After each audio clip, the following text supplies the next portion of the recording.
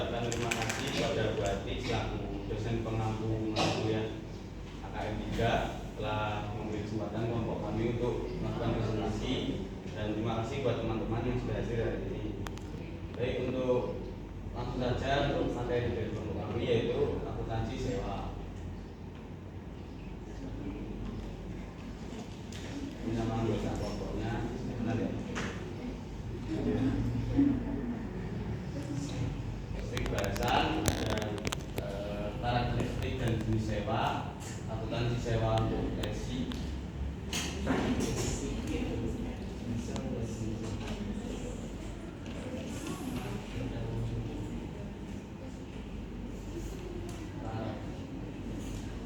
Karakteristik dan jenis sewa. Definisi sewa. Sewa adalah perjanjian antara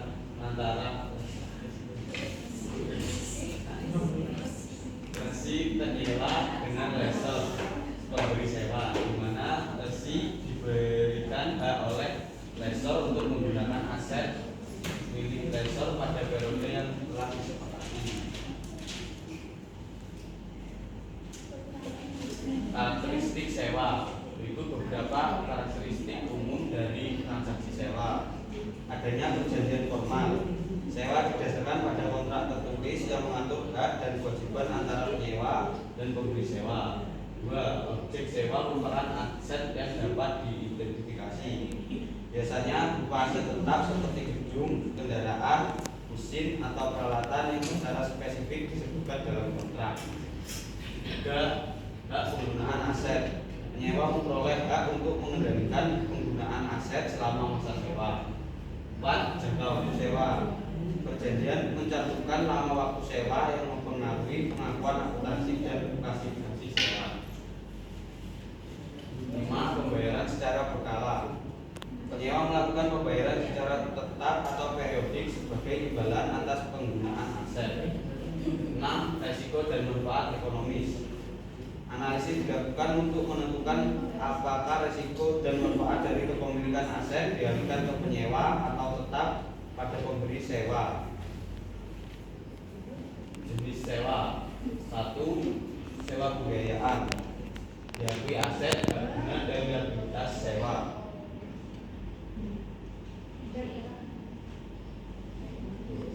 Aset disusukan dan liabilitas diakui bunga dan pokok. 2. Sewa operasi. Tetap mengakui aset guna dan liabilitas sewa. 2. Beban terdiri dari penyusutan aset guna dan bunga atas liabilitas. Yang kedua mengenai akuntansi sewa untuk lesi, di mana ada sewa pembiayaan. Nah, sewa pembiayaan itu sendiri merupakan bentuk pembiayaan di mana seorang lesi atau si pihak yang menyewa itu memiliki hak untuk menggunakan barang dari pihak orang lain ataupun lessor dalam jangka waktu tertentu dengan membayar uang sewa tersebut secara berkala. Kemudian kita akan bahas mengenai pengakuan awal dan pengukuran serta pengukuran setelah pengakuan awal. Untuk pengakuan awal dan pengukuran, poin yang pertama mengenai pengakuan aset dan juga liabilitas. Lesi mengakui aset dan liabilitas di awal masa sewa sebesar nilai terendah antara nilai wajar aset sewaan atau sebesar nilai ini dari pembayaran sewa minimum. Jadi nilai aset dan juga liabilitas itu dihitung sama, kecuali nanti apabila ada uang muka baru liabilitasnya itu dapat diakui ketika sudah membayar uang sewa uang muka tersebut dikurangi dengan uang muka. Contohnya seperti ini. Saya ambil contoh, saya tuliskan di papan ya. Misal nilai wajar aset sewaan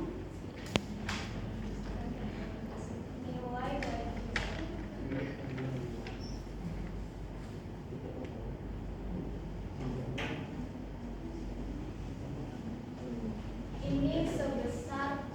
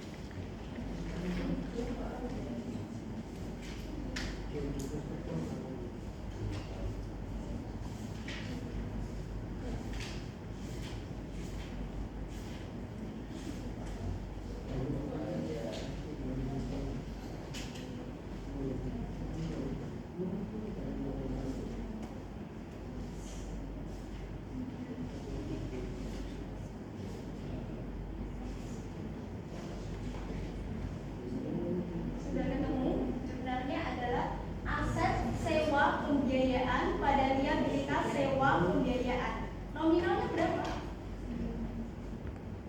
Kan sudah ada di nominalnya 107 sama 200. Nah, nominalnya yang di dalam jurnal itu berapa? Berapa kira-kira? 97 dari mana? Tadi kan di situ kan dijelaskan bahwasanya nominalnya sebesar nilai terendah dari antara nilai wajar aset sewaan atau nilai kini dari pembayaran sewa minimum. Jadi dari kedua ini yang terendah yang mana? Yang nilai wajar. Oke, berarti nominalnya 107 juta.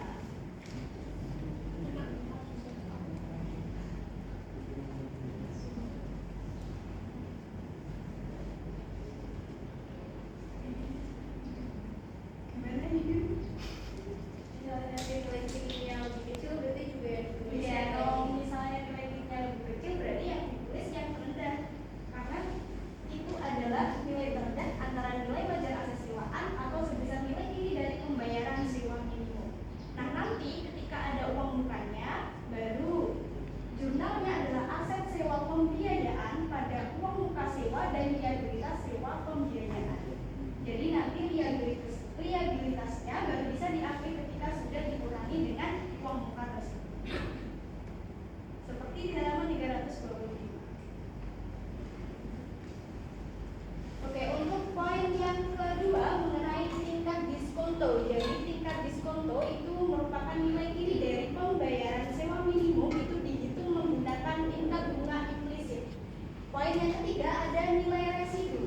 Nah, nilai residu ini biasanya kan aset sewaan memiliki nilai residu.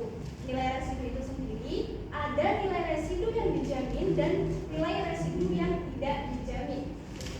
Poin yang keempat ada biaya langsung awal, di mana biaya-biaya tersebut termasuk biaya inkremental di mana dapat diatribusikan secara langsung dan dinegosiasi pada suatu aset sewaan atau pengaturan aset sewa. Kemudian pengukuran setelah pengakuan awal. Poin yang pertama mengenai pemisahan antara beban keuangan dan pelunasan pokok, di mana lesi itu membayar sewa minimum kepada si lesor secara periodik. Poin yang kedua mengenai penyusutan. Penyusutan ini diakui ketika lesi sudah mengakui. Setelah itu, lesor akan memberhentikan pengakuannya, kemudian lesi itu sendiri akan bisa melakukan penyusutan terhadap aset sewaan. Poin yang ketiga mengenai nilai residu. Seperti tadi bahwasanya nilai residu itu ada nilai residu yang dijamin dan nilai residu yang tidak dijamin. Nilai residu dijamin itu, lesi akan mengakui beban dan juga penyusutan ketika sudah memperhitungkan nilai residu yang dijamin. Kalau yang tidak dijamin berarti lesi akan mengakui beban dan juga penyusutan tanpa memperhitungkan dari nilai residu yang tidak dijamin. Ini untuk contoh sewa pembiayaan tanpa nilai residu dan dengan nilai residu. Tanpa nilai residu bisa kalian lihat di halaman 326 dengan soal yang seperti itu. Karena kita untuk mengetahui bagaimana sih cara memperhitungkannya, langkah yang pertama itu harus kita analisis terlebih dahulu. Sewa ini masuk dalam jenis apa? Kriteria sewa apa? Setelah kita mengetahui dengan beberapa kriteria, seperti di halaman 326 sampai dengan 327, ada 1 sampai dengan 5 kriteria. Ada beberapa yang tidak terpenuhi dan ada beberapa yang terpenuhi. Maka dapat disimpulkan di situ bahwasanya adalah sewa pembiayaan dengan menghitung nilai kini pembayaran sewa minimum dan juga nilai wajar aset. Karena pengakuannya pada masa awal sewa itu tanggal 2 Januari, sedangkan tanggal 1 Januari itu adalah awal sewa, jadi untuk memudahkan memperhitungkan hal tersebut kita harus menggunakan yang namanya tabel amortisasi.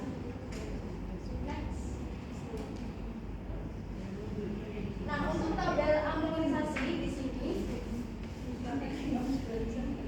karena tadi ada nilai wajar asetnya sebesar 150 juta pada tanggal 2 Januari 2015 ini, karena masih pengakuan awal, langsung kita masukkan ke dalam piutang sewa sebesar 150 juta. Setelah ada pengakuan awal, selanjutnya kita menghitungkan pada tanggal 2 Januari tersebut, 2 Januari 2015, dengan penerimaan sewa sebesar 41 juta sekian, yang nantinya penerimaan sewa ini akan terus sama sampai dengan 2018.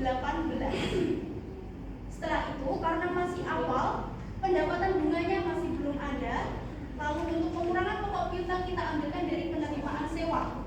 Untuk piutang sewa, jadi kita kurangkan dari piutang sewa saat pengakuan awal ini, dikurangkan dengan pengurangan pokok piutang yang hasilnya akan 108 juta sekian. Untuk yang 2016 tahun berikutnya, penerimaan sewa masih akan tetap sama dengan pendapatan bunga, berarti kita dapatkan dari piutang sewa tahun sebelumnya di tahun 2015, kita kalikan dengan 8%, yang nanti hasilnya 8 juta sekian. Setelah itu, untuk pengurangan pokok piutang, kita ambilkan dari pengurangan pokok piutang tahun sebelumnya dikurangi dengan pendapatan bunga pada tahun 2016 atau tahun ini. Jadi hasilnya adalah 33 juta sekian. Dengan piutang sewa sama seperti tadi, bahwasanya piutang sewa tahun sebelumnya di tahun 2015 dikurangi dengan pengurangan pokok piutang tahun ini tahun 2016 sehingga menghasilkan 74 juta sekian. Untuk ke bawahnya sama sampai menghasilkan piutang sewa ini menjadi 0 rupiah.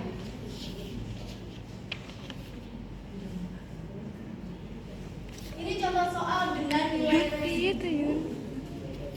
Sebenarnya hampir sama dengan yang tanpa nilai residu. Yang pertama kita harus menganalisis dulu bagaimana kriteria jenis sewa ini adalah apa, termasuk jenis apa. Lalu kita akan menggunakan tabel amortisasi, di mana tabel amortisasi ini akan menjadi dua, yaitu dengan nilai residu dijamin dan nilai residu tidak dijamin. Di sini caranya sama seperti tadi, tapi saya akan membandingkan saja bahwasanya nilai residu dijamin ini kita akan memasukkan nilai residu yang ada di soal. Tetapi kalau nilai residu tidak dijamin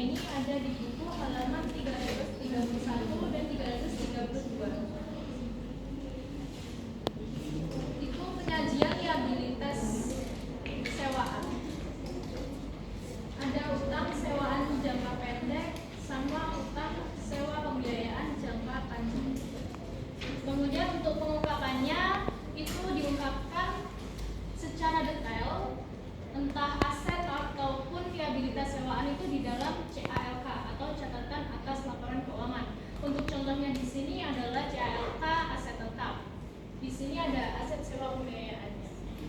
Di sini disajikan secara detail, dan untuk di laporan posisi keuangan dan laporan laba rugi itu adalah hasil dari di pengungkapan di CLT.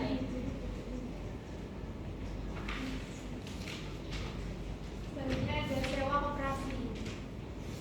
Pengakuan beban. Dalam sewa operasi, Lesi mengakui beban secara garis lurus selama masa sewa, kecuali ada pola lain yang lebih mencerminkan manfaat ekonomis dari aset. Sebenarnya beban sewa pada kas. Hanya ada pembukaan beban. Dan sewa diukur berdasarkan pembayaran sewa. Jika Lesi menerima insentif dari lesor, misalnya potongan sewa atau upah, maka manfaat insentif tersebut dikurangkan dari beban sewa selama masa sewa sesuai ISAK. Ini ada contoh soal sewa operasi insentif yang ada di halaman 324. Langsung saja ke perhitungannya. Jumlah pembayaran sewa keseluruhan ada 10 juta dikali 42 bulan. Hasilnya 420 juta.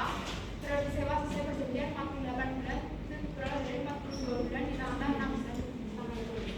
Beban sewa per bulan 420 juta dibagi 48 bulan, hasilnya 8 juta 750. Beban sewa per tahun berdasarkan ISAK 23, hasilnya 8 juta 750 ribu dikali 12 bulan, hasilnya 105 juta. Berdasarkan perhitungan tersebut, beban sewa tahun 2015 itu menjadi 60 juta menjadi 160 juta. Namun pada tahun selanjutnya menjadi lebih rendah, 120 juta menjadi 105 juta. Nah, penyajian dan pengungkapan pada sewa operasi ini, Lesi mengakui beban sewa dalam laporan laba rugi kecuali jika beban tersebut dimasukkan dalam jumlah tercatat aset lainnya.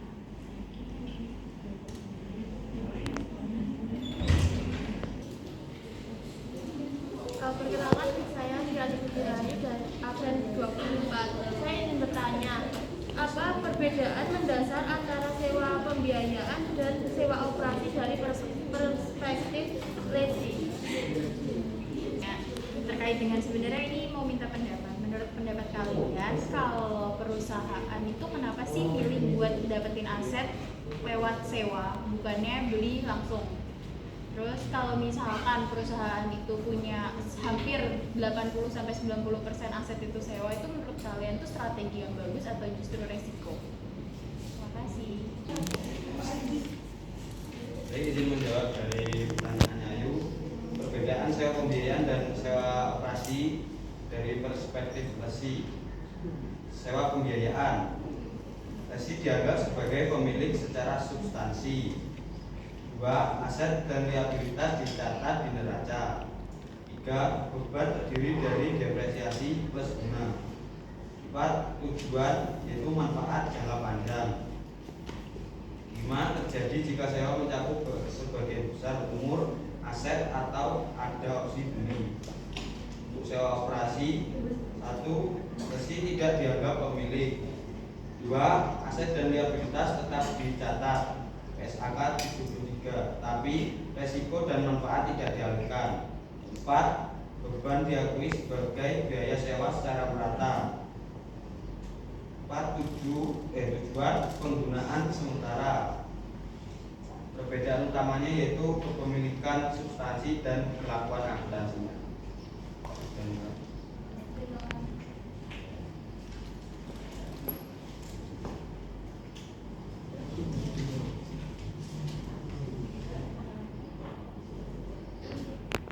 Menjawab pertanyaannya dari Eka, alasan perusahaan lebih memilih sewa daripada beli langsung, yaitu yang pertama dapat menghemat arus kas dengan pembayaran berkala, karena biasanya kalau beli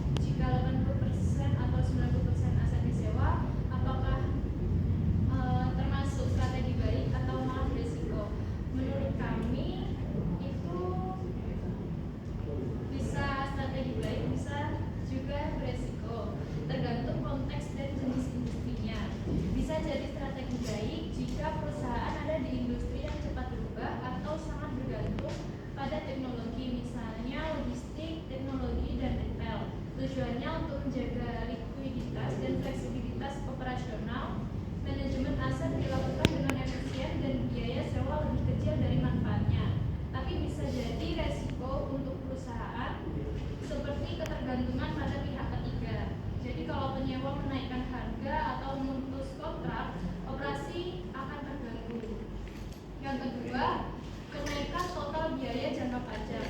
Biaya sewa total bisa lebih tinggi dibanding beli. Yang ketiga, beban liabilitas tinggi.